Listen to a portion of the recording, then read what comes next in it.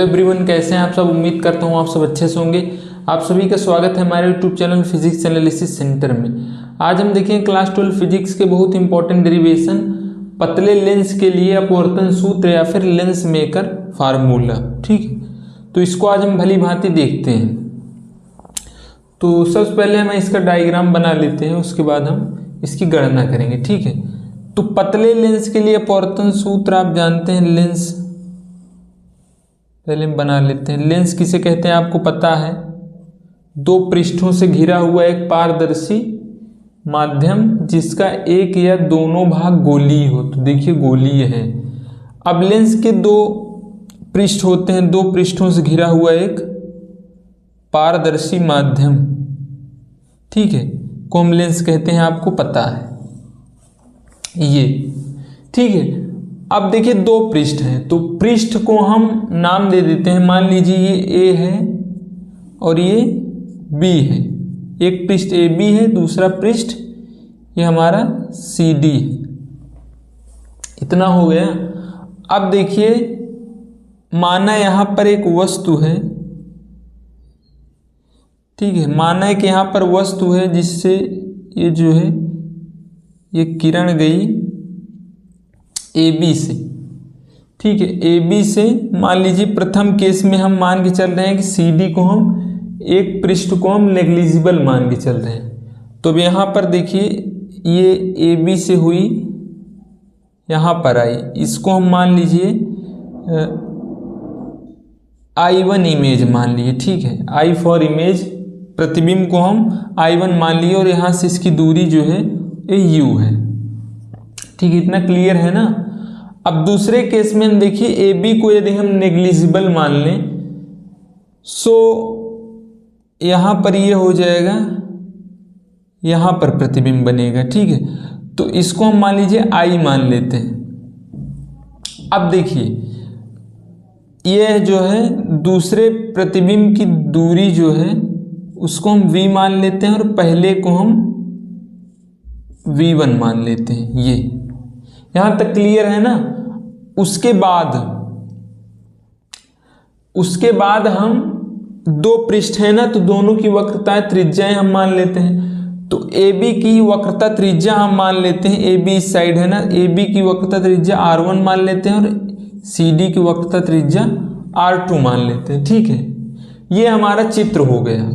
चित्र बनाने के पश्चात आपको इसके बारे में लिखना होता है हिंदी में।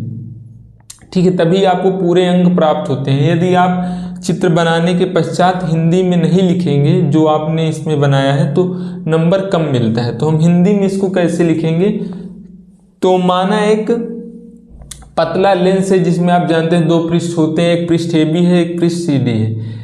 प्रथम पृष्ठ की वक्रता त्रिज्या R1 है, द्वितीय की वक्रता त्रिज्या जो है वो R2 है। यहाँ पर वस्तु की दूरी वगैरह को आप समझा देंगे, अच्छे से इसको लिख देंगे। ठीक है, अब हम करते हैं गणना। तो चूंकि हम जानते हैं गोलीय पृष्ठ से अपवर्तन के लिए फार्मूला, अवतल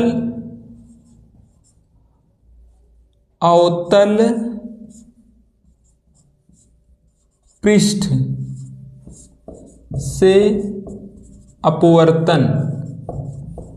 अपवर्तन का जो सूत्र होता है वो आप जानते हैं, ये होता है μ-1/r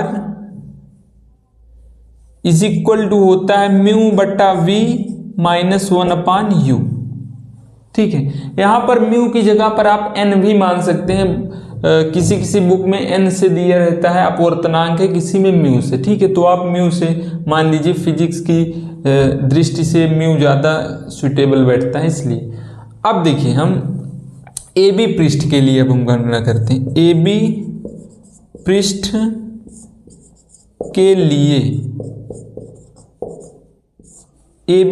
के लिए जो हमारा होगा वो हम लिख लेते हैं। AB पृष्ठ के लिए होगा तो ये μ-1 तो एज इट इज रहेगा ना, μ-1/,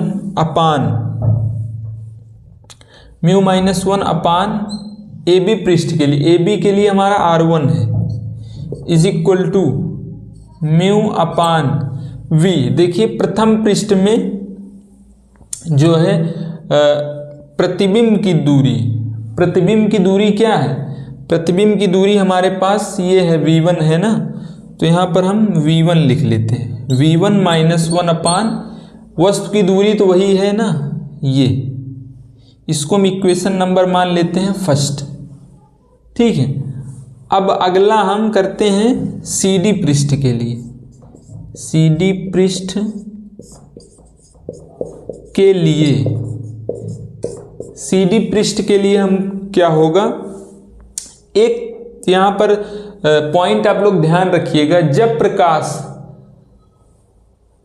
सघन से विरल माध्यम में जाता है तब वो अपवर्तनांक वही रहता है, लेकिन जब प्रकाश विरल से सघन माध्यम में जाता है तब तो अपवर्तनांक वही रहता है, लेकिन जब प्रकाश सघन से विरल माध्यम में जाता है, CD में देखिए विरल सघन से विरल में जा रहा है तो अपवर्तनांक उल्टा हो जाता है, मतलब 1 अपान में हो जाता है, तो वही आपको ध्यान रखना है। ठीक है, तो ये हो जाएगा 1 upon mu minus 1 upon R2 is equal to 1 upon mu minus 1 upon mu minus V1। ठीक है, सॉरी V1 नहीं होगा ना यहाँ पर। अब देखिए CD पृष्ठ के लिए हमारा प्रतिबिंब की दूरी जो है, प्रतिबिंब की दूरी का फार्मूला यहाँ पर क्या होगा? प्रतिबिंब की दूरी का फार्मूला देखिए यहाँ पर V है ना, तो V हम लिखेंगे V। ठीक है, अब है 1 अपान ये हो जाएगा, वस्तु की दूरी यहाँ पर क्या है? वस्तु की दूरी V1 है ना CD के लिए, तो ये हो जाएगा V1। अब देखिए, अब यहाँ से हम 1 अपान को हटाना है, सीधा म्यू में लाना है ना, तो इसमें हम क्या करेंगे, दोनों समीकरण में दोनों तरफ म्यू का गुणा करेंगे।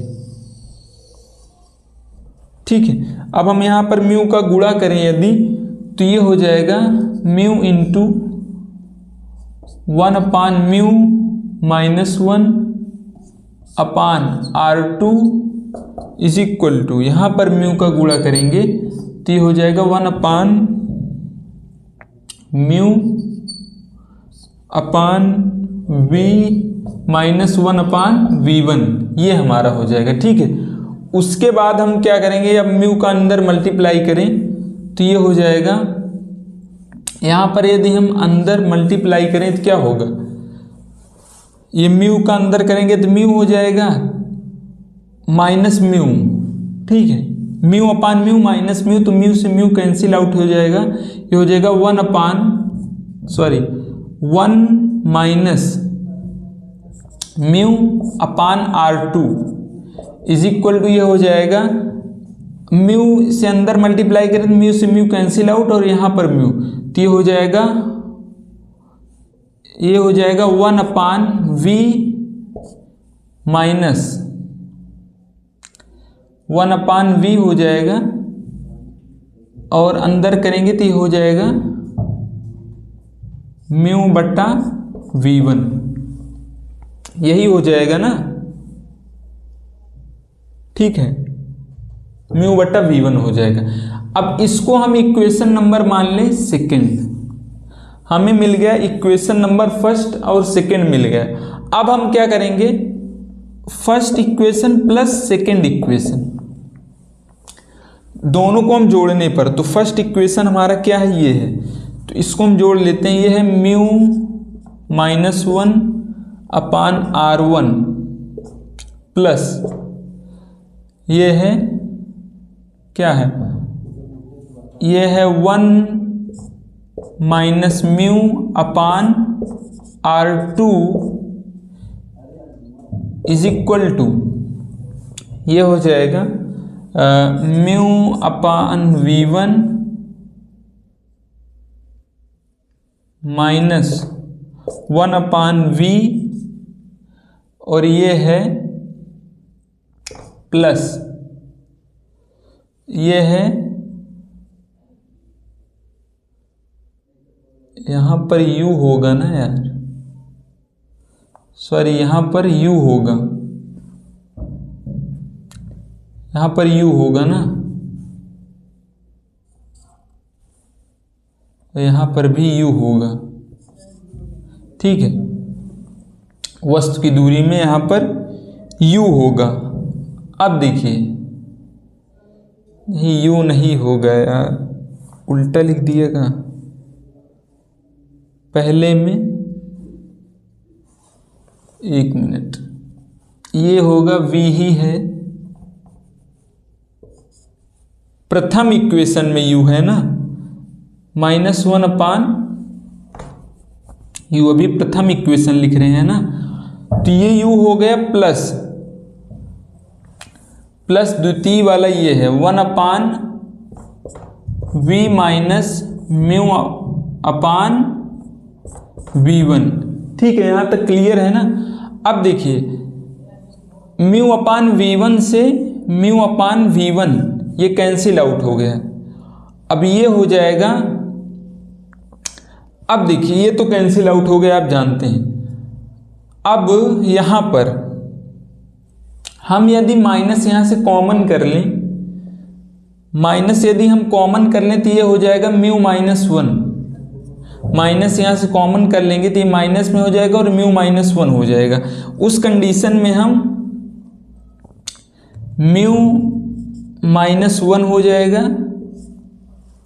ठीक है, μ-1 हो जाएगा और ये हो जाएगा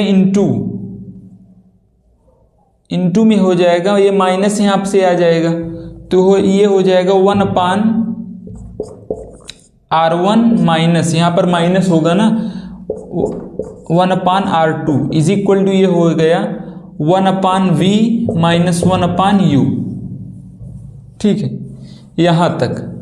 अब एक कंडीशन अप्लाई करेंगे, चूंकि हम जानते हैं यदि वस्तु अनंत पर होती है, यदि वस्तु अनंत पर होती है, प्रतिबिंब जो होता है हमारा वो बनता है फोकस पर, प्रतिबिंब हमारा फोकस पर बनता है। उस कंडीशन में हम लिखेंगे तो ये हो जाएगा μ-1 into 1/r1 minus 1/r2 is equal to, ये हो जाएगा 1/f माइनस 1/∞। चूंकि हम जानते हैं 1/∞ जो होता है वो होता है 0, तो ओवरऑल ये फार्मूला हो जाएगा 1/f इज इक्वल टू, ये हो जाएगा μ-1 इंटू 1/r1 माइनस 1/r2। ये हो जाएगा हमारा लेंस मेकर फार्मूला। ठीक है, तो ये होता है हमारा लेंस मेकर फार्मूला। आप देख लीजिए इसको।